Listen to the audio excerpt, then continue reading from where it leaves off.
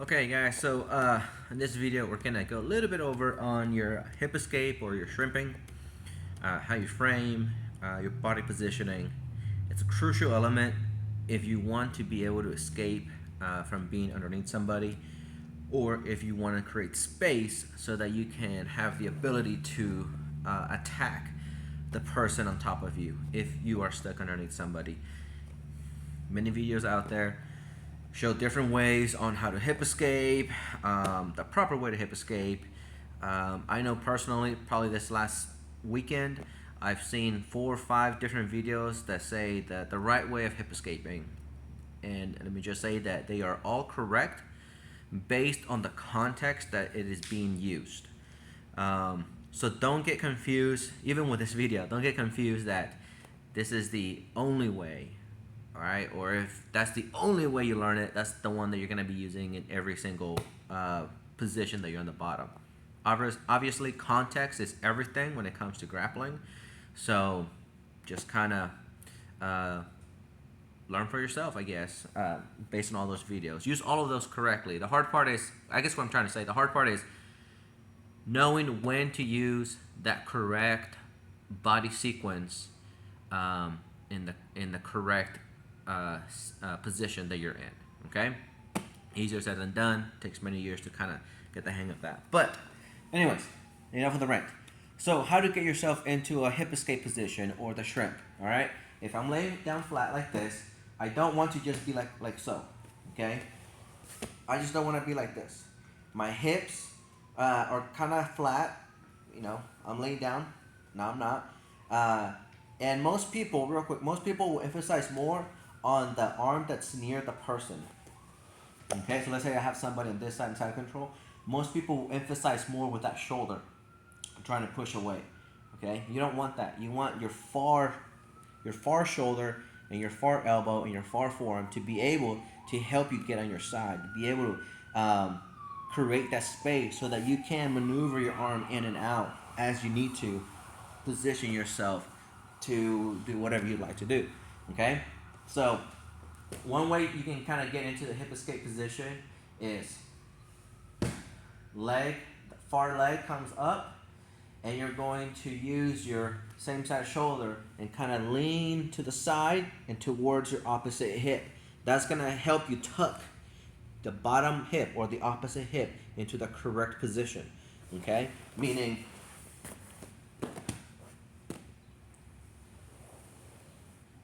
just like so.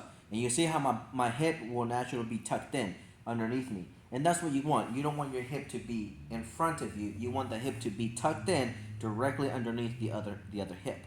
Okay? So that's something that you want to begin with. Your shoulder, okay? The bottom shoulder, the bottom hip, they have to be tucked in. Right now, I'm kind of 90% of the position done, okay? So I want to be able to tuck in my shoulder to be in that hip escape position. So how do I finish the sequence is you kind of have to shimmy or wiggle your way into that spot. Obviously that's over exaggerated what I just did as far as that, like that, the warm position, but you want to be able to just tuck and readjust and get into that spot.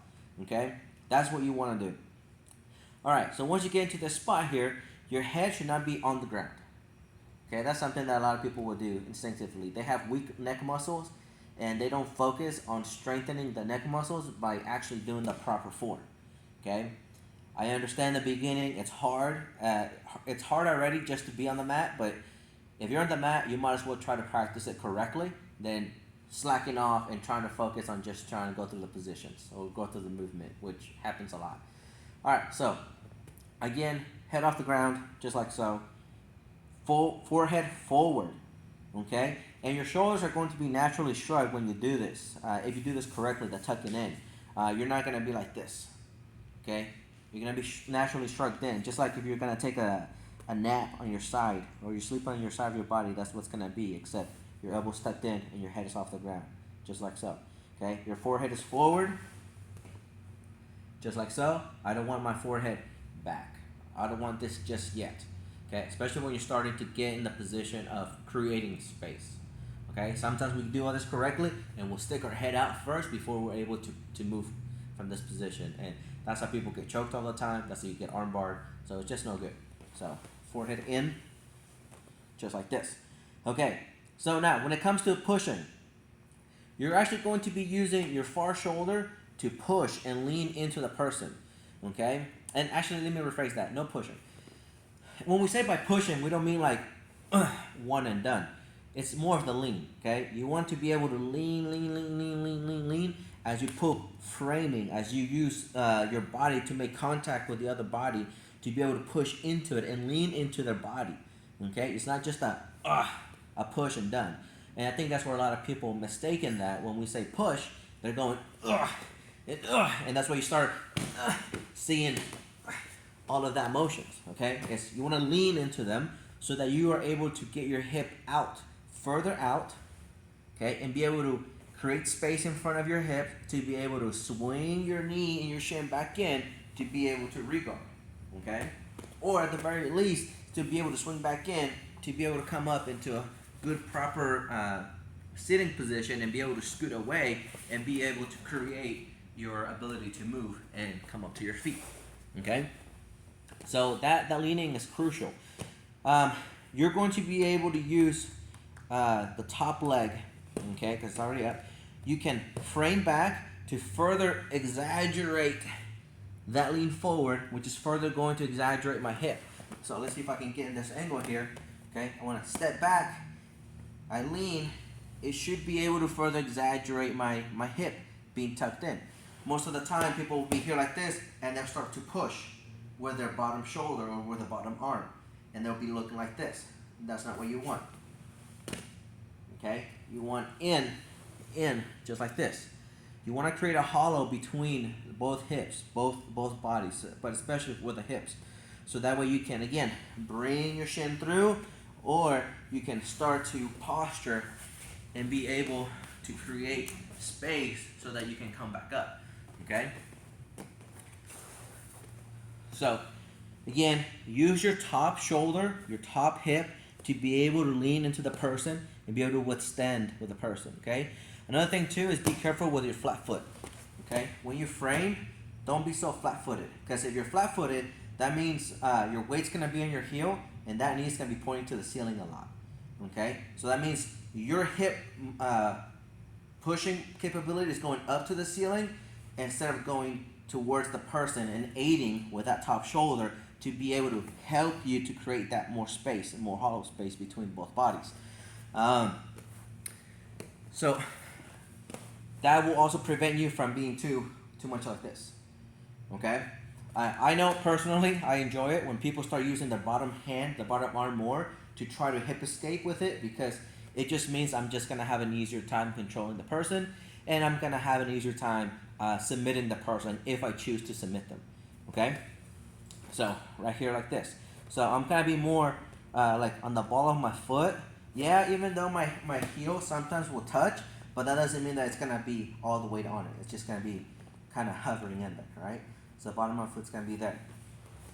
My bottom leg, I'm going to use the blade of my foot to be able to frame also, to be able to kind of help me readjust into that spot, okay? So it's always ready to go in, to go through, to come up, and be able to go, okay?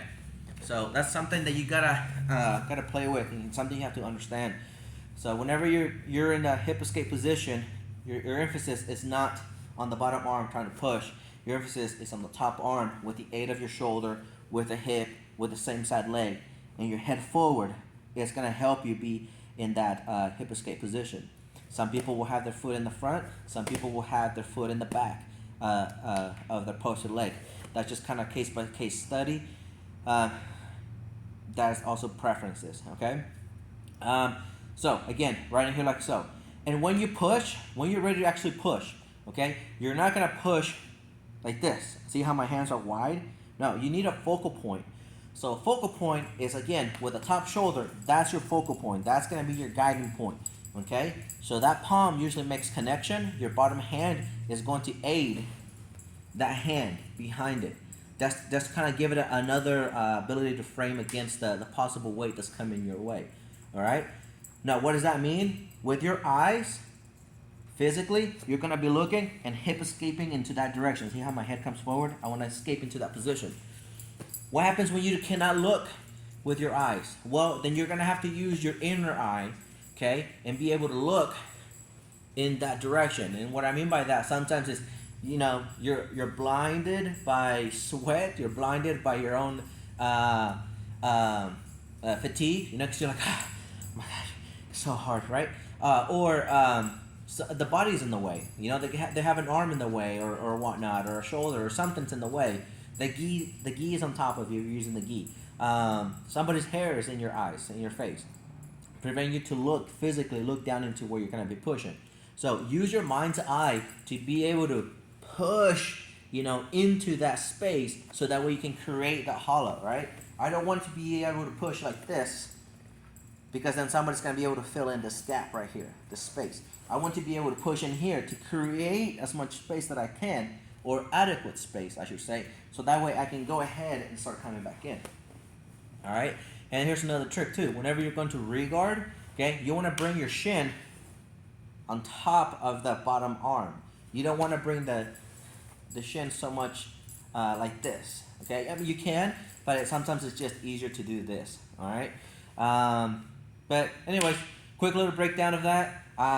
I know it's a lot of information. I kind of talk a lot sometimes. If you have any questions, just let me know.